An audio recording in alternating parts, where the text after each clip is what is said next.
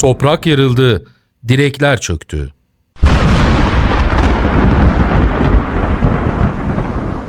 Ului'nin ışığı sarsılıp söndü.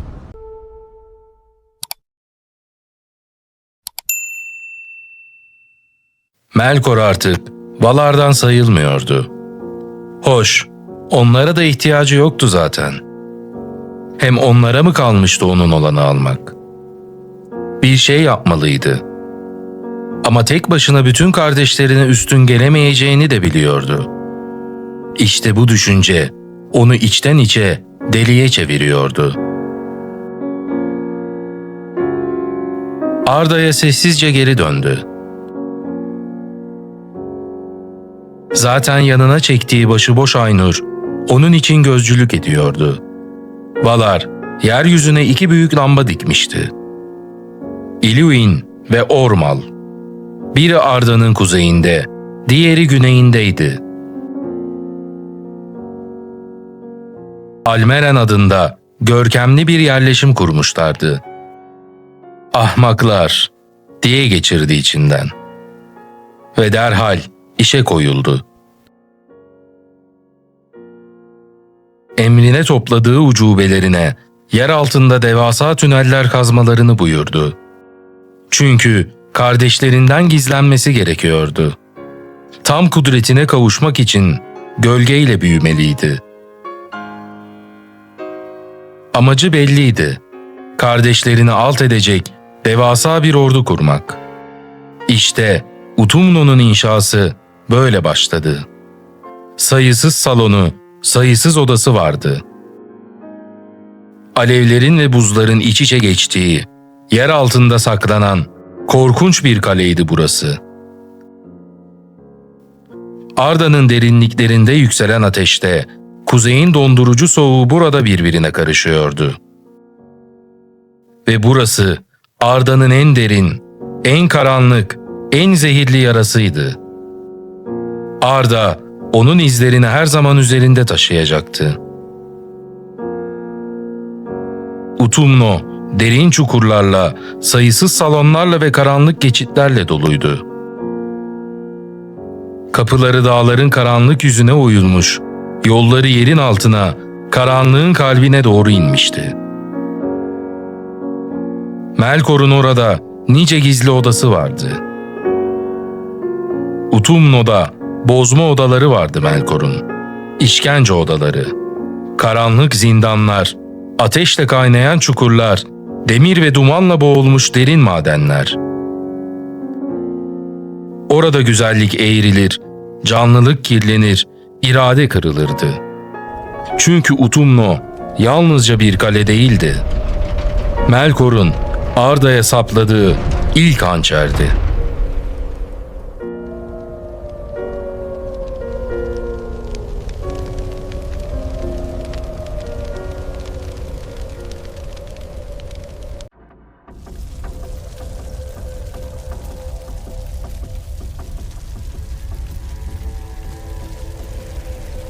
Ve kalesini oluşturunca işe koyuldu. En iyi yaptığı şeyi yapacaktı. Bozacaktı. Zaten ateşin ve karanlığın efendisiydi. Kudretli ruhları orada iradesine bağladı. Etrafındaki en kudretli Aynur'dan bazılarını eğip büktü. Onları korkutucu varlıklara, ateş ve gölge iblislerine dönüştürdü. Onlara Balrog denecekti. Eski dilde adları Valar'a Ukar'dı. Kudret iblisleri. Bu iblisler Melkor'a en çok benzeyen Aynurlardı.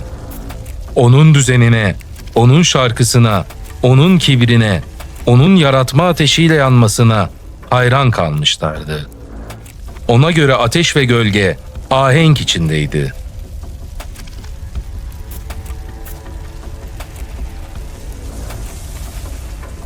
Bu varlıklar çok kudretliydi ve Valar'a karşı en güçlü silahlarından biri olacaktı.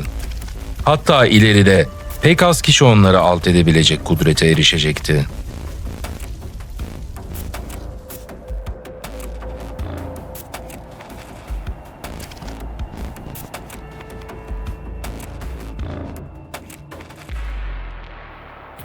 nice canlıyı bozdu. Nice varlığı çarpıttı. Bir yandan da casusluk için, ileride İlúvatar'ın çocuklarını avlamak ve korkutmak için kurtları bozdu. Onları karanlığın avcıları haline getirdi. Onları çevik, vahşi, korku salan ve karanlığa sadık yaratıklara dönüştürdü. İlkleri yalnızca hayvan değildi.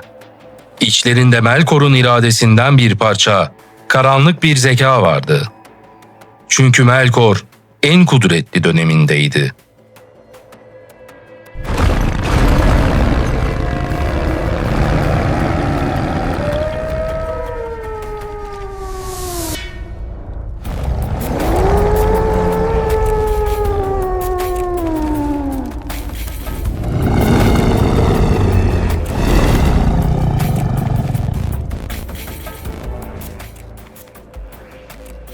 Balrogları, kurtları ve daha nice varlığı bu yönde bozdu. Ama bütün kudretine rağmen içten içe bilemediği ya da kabul etmek istemediği tek bir gerçek vardı. Ne kadar arzu ederse etsin, bir şeye kudreti yetmiyordu. Yaratmak.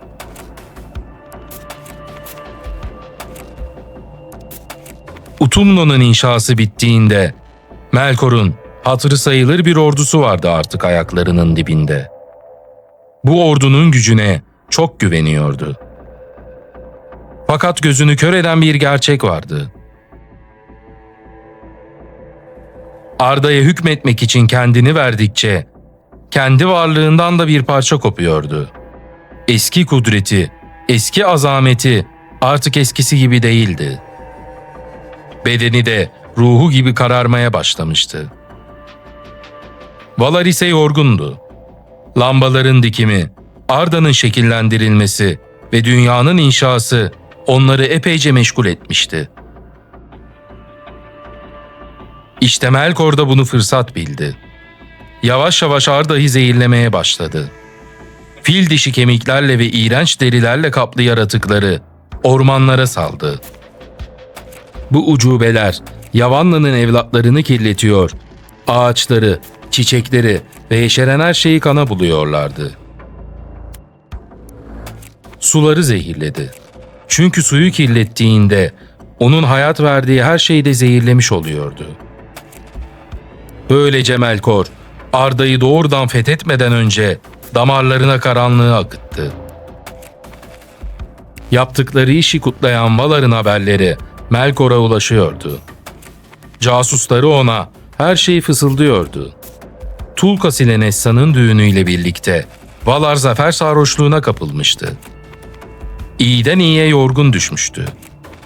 Ve işte o zaman karar verdi. Artık ortaya çıkacak ve bütün gücünü gösterecekti. Ama bunu yine de büyük bir gizlilikle yapacaktı. Önce Uluin'e yöneldi. Arda'nın derinliklerini sarstı. Büyük depremlerle, yerin altından yükselen alev ve öfkeyle kuzeyin lambasını yıktı.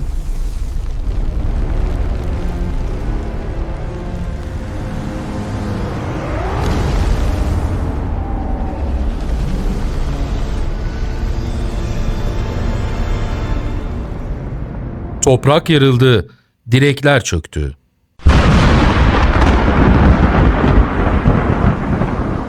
Uluin'in ışığı sarsılıp söndü.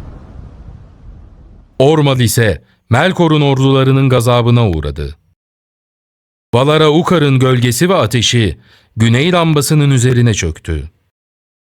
Alevler, duman ve yıkım içinde Ormal yerle bir oldu.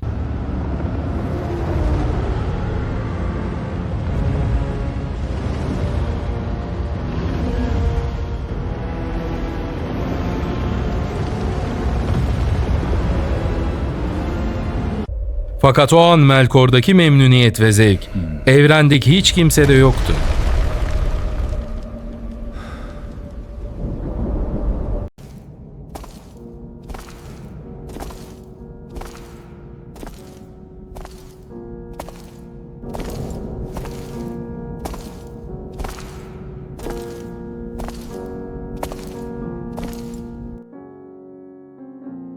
Ama çok da oyalanmadı. Zevkini kalesinde sürecekti. Ordularıyla beraber hızla yeraltı kalesine, Utumno'ya geri çekildi. Kardeşlerinden ilk intikamını almıştı. Onların Arda'ya kurduğu ilk düzeni tek bir büyük felaketle paramparça etmişti.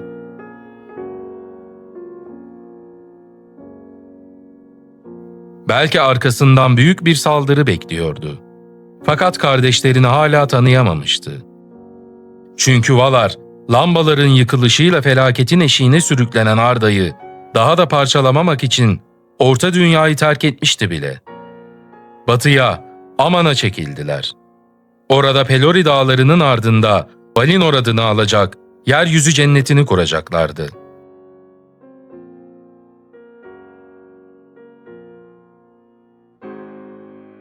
Ve Melkor, yıkıntıların altında ilk büyük zaferinin tadını çıkarırken, Arda artık bir daha asla ilkbaharındaki gibi olmayacaktı. Melkor, kardeşlerinin Orta Dünya'dan çekilişini zafer sandı. Ona göre kaçmışlardı. Lambaları yıkmış, Almer'ini harap etmiş, Arda'nın ilkbaharını karanlığa boğmuştu. Artık Orta Dünya, onun gölgesi altında titriyordu. Ve Valar orayı terk etmişti. Sahibi de oydu artık. En azından böyle düşünüyordu.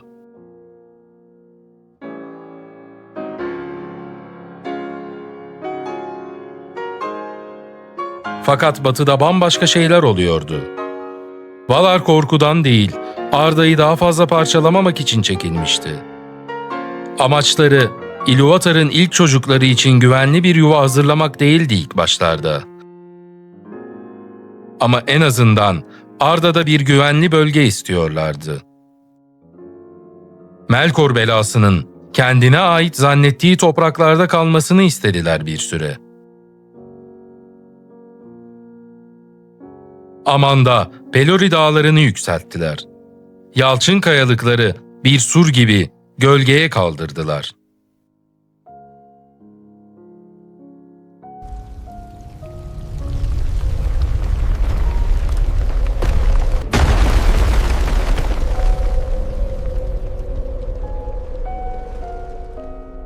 Melkor bunu duyduğunda gülümsedi.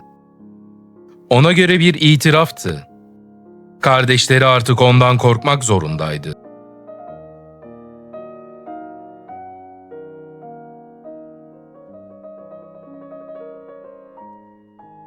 Ama sonra Valinor'da yeni bir ışık doğdu. Yavanda'nın şarkısı ve Nienna'nın gözyaşlarıyla Telperion ve Laurelin açtı.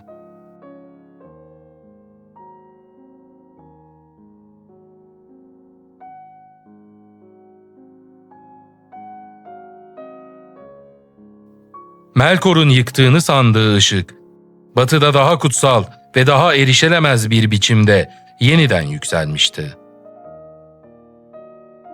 İşte bu, onun zaferinin içine düşen ilk zehirdi. Batıda yükselen o çiğ damlası ve altın rengi ışık, denizleri aşamayacak kadar uzak olsa da, Melkor o ışığın saf ihtişamını ruhunun karanlığında hissetti. Dünyayı boğduğu o zifiri karanlığın içinde, batı ufkunda parıldayan o erişilemez kutsallık, kibirli kalbine saplanan ilk sızı oldu.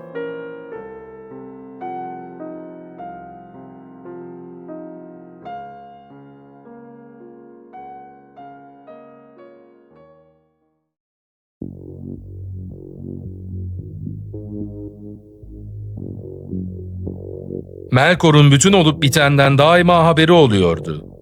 Çünkü Ainur sadece Valar'ın etrafında değildi. Bazılarının aklı belki de ilk müzikte çelinmişti. Belki de ileride büyük belalara yol açacak bir Ainu, bir Maia olmuştur zamanla. Belki de ta ilk müziğin o görkemli tınılarında Melkor'un safına geçmişti.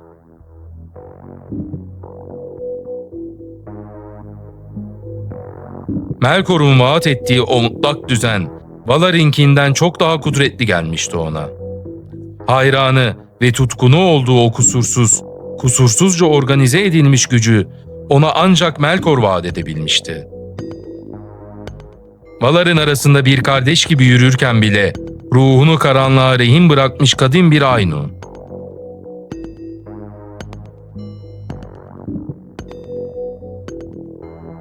O sadık irade, Melkor'un ezelden beri Valinor'un kalbindeki gözüydü.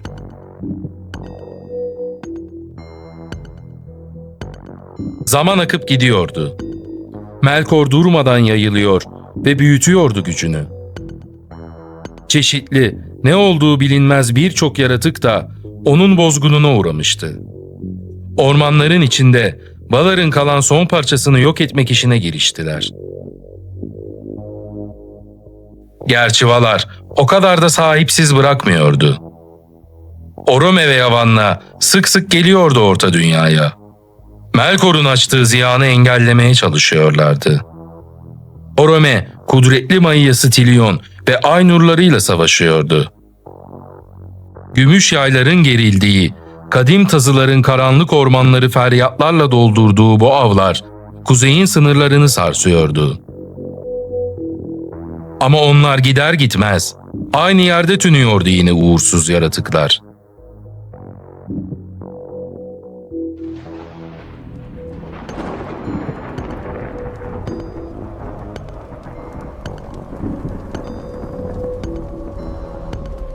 Ama Melkor uyanıktı.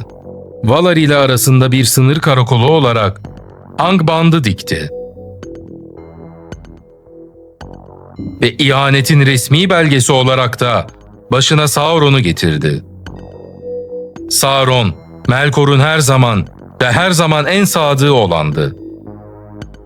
Ve Melkor, komutayı devredecek kadar güveniyordu ona. Angband'da Utumno gibi devasa bir yeraltı sarayıydı. Çünkü ne olursa olsun yıldız ışığına bile tahammülü yoktu Melkor'un.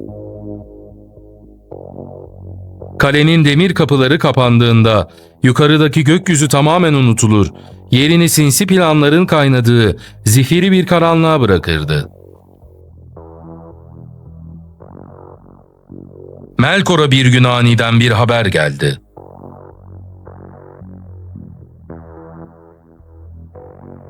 Kuzey yamaçlarında Valinor'un orak şeklinde 7 yıldızını gördü. Öylesine parlaktı ki bu yıldızlar, Melkor nefret etti onlardan. Bu Varda'nın işiydi. Onu derhal anladı. Ve şunu da anladı.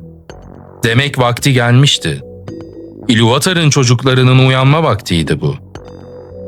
Arda'ya iniş sebeplerinden biriydi bu.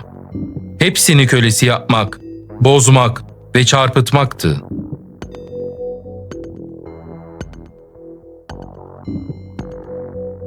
Derhal işe koyuldu.